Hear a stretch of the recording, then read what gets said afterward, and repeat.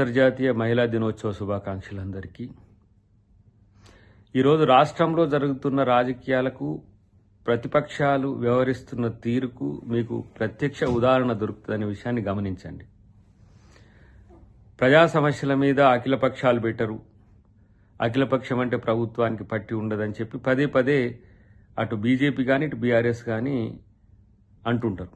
కానీ ఈరోజు ఎంపీల మీటింగ్ అనేది ఒక రకంగా అఖిలపక్ష సమావేశం లాంటిదే. పార్టీ సంబంధించిన వివిధ నియోజకవర్గాల ఎంపీలు పాల్గొని నియోజకవర్గాల అభివృద్ధి, ఎందుకంటే ఎంపీల నియోజకవర్గాల కిందనే ఎమ్మెల్యేస్ కూడా ఉంటాయి కాబట్టి వాటి యొక్క సమీక్ష చేసుకుందాం.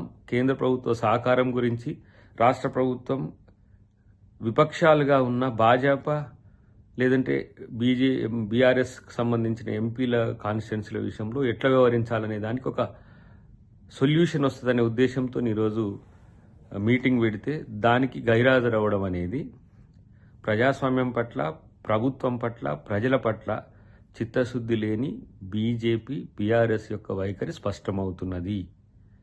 మీరు రాజకీయ ప్రయోజనాల కోసమే ఇదంతా డ్రామాలు క్రియేట్ చేస్తున్నటానికి ఇంతకంటే ప్రత్యక్ష ఉదాహరణ ఇంకొకటి అవసరమే లేదు.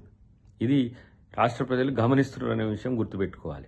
రాష్ట్రాభివృద్ధి మీద ప్రతిపక్షాలుగా చెప్పుకుంటున్న బీజేపీ బీఆర్ఎస్కు ఎంత నిబద్ధత ఉందో అర్థమవుతుంది కదా ఇప్పుడు రాష్ట్ర ప్రజలకు. ఎంపీల సమావేశం ప్రభుత్వం ఏర్పాటు చేసి రాష్ట్ర ప్రభుత్వ పథకాలకు సంబంధించి కానీ, జాతీయ స్థాయిలో మనకు రావాల్సిన గ్రాంట్స్ కానీ, ఇతరత్ర ప్రత్యేక పథకాల అంశంలో కేంద్ర ప్రభుత్వం మీద ఏ విధంగా మనం ఒత్తిడి తీసుకురావాలనే కార్యక్రమం కోసం రాష్ట్ర ప్రభుత్వం ఈరోజు భట్టి గారి నేతృత్వంలో ముఖ్యమంత్రి గారు ముఖ్య అతిథిగా పాల్గొనే ఈ కార్యక్రమాన్ని ఎందుకు ఈరోజు బైకాట్ చేసినట్టో మీరు తెలంగాణ ప్రజలు అర్థం చేసుకోవాల్సిన అవసరం ఉంది. వాళ్లకు ఓట్లు రాజకీయాలు తప్పితే ప్రజల సమస్యలు పట్టవు. అన్నిటికంటే ముఖ్యంగా ఈ రోజున అందరు ఎంపీలకు ఆయా నియోజకవర్గాల్లో పని ఉందని కిషన్ రెడ్డి గారు లేఖ రాస్తారు. భలే డ్రామా అది. 8 మందికి 8 మందికి కాదు, ఒక రిప్రజెంటేషన్ పంపడానికి కూడా వాళ్ళకి ఇబ్బందికరమైన పరిస్థితి ఉన్నది.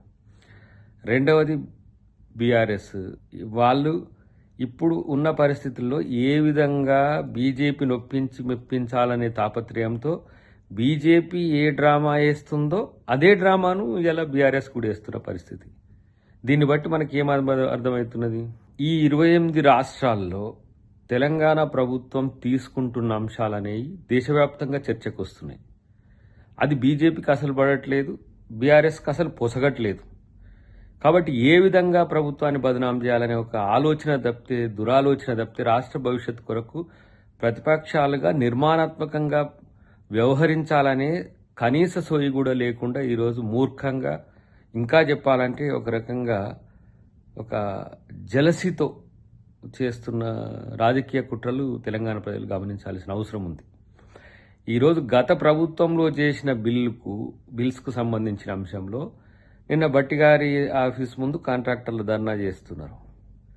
అంటే గతంలో కనీసం సెక్రటరియట్కు పోయే అవకాశం లేకుండే ఈ ప్రభుత్వం వచ్చినాక సెక్రటరియట్ వస్తున్నారు.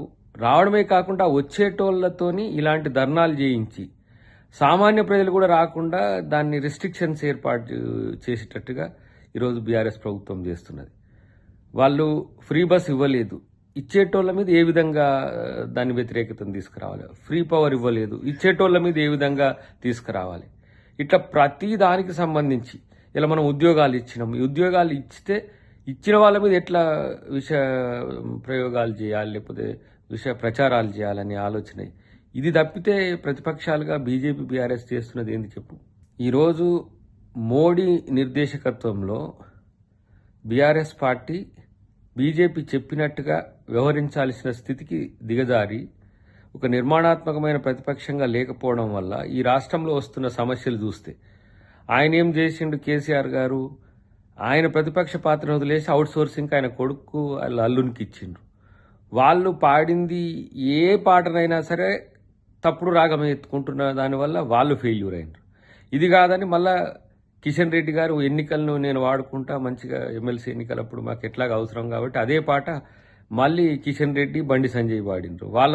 వాళ్ళ పరిస్థితి అయిపోయింది. ఇప్పుడు ప్రభుత్వం సరే మనమేం చేద్దాం, ఇప్పుడు రాష్ట్ర ప్రజల కోసం అధికార పక్షం విపక్షాలు కలిసి చేయాల్సిన అవసరం ఉంది. కేంద్రంలో అధికార పక్షంగా ఉన్న బీజేపీ దగ్గర ఒక పాజిటివ్ యాటిట్యూడ్తో పోవాలని చేస్తున్న ముఖ్యమంత్రి గారి ప్రయత్నాన్ని ఈ విధంగా నీరుగార్చాలని మేము సహకరించం అయితే ఏంటి అన్నట్టుగా వ్యవహరించే తీరును తెలంగాణ ప్రజలు చూడాల్సిన అవసరం ఉంది. ప్రత్యేకించి ఈరోజు రేవంత్ రెడ్డి గారి ప్రభుత్వం మీద ఏ విధంగా వాళ్ళు విష ప్రచారాలు చేస్తుండ్రో, ఏ విధంగా ప్రతిరోజు ఒకడంటాడు అసలు ప్రభుత్వమే ఉంటుందా అంటాడు, ఒక రోజు ఒక ఆయన అంటాడు అసలు ఎమ్మెల్యేలు ఉంటారా అంటాడు, ఒక ఆయన ఇంకో మాట అంటుంటాడు. అంతా అశుద్ధమే ప్రచారం. కానీ మీ పప్పులు ఏం ఉడకవు, ప్రభుత్వం సక్సెస్ అవ్వడానికి ప్రజలే సహకరిస్తారనే విషయం గుర్తుకుంటుండే మంచిది.